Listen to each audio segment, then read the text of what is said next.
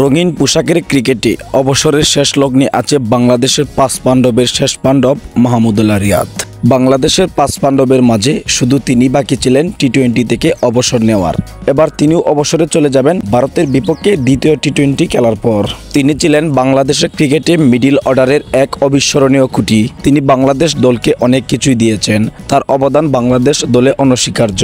তবে হঠাৎ করে কেন তিনি অবসরে চলে যাবেন? তার উপর কি কারো চাপ রয়েছে, নাকি তিনি নিজে থেকেই অবসরে চলে যাবেন? সাম্প্রতিক পারফরম্যান্স বিবেচনা করলে মাহমুদুল্লাহ রিয়াদ হয়তো ফর্মে নেই, কিন্তু এমন একটা সময় ছিল যখন তিনি একাই বাংলাদেশ দলকে টেনে নিয়েছে। তবে সবকিছুর পরে ক্রিকেট হচ্ছে ফর্মের খেলা। এখানে নাম দিয়ে কোনো কিছু বিচার হয় না, যার ফর্ম আছে সেই জাতীয় দলে সুযোগ পাবে। যেহেতু বর্তমানে মাহমুদুল্লাহ রিয়াদের ফর্ম নেই এবং বয়স হয়ে গেছে, তাই তাকে সম্মানের সহিত অবসর নেওয়াটাই ভালো। তবে আমি একজন মাহমুদুল্লাহ রিয়াদের ফ্যান হিসেবে চেয়েছিলাম মাহমুদুল্লাহ রিয়াদ আরও কয়েকদিন জাতীয় দলে খেলুক।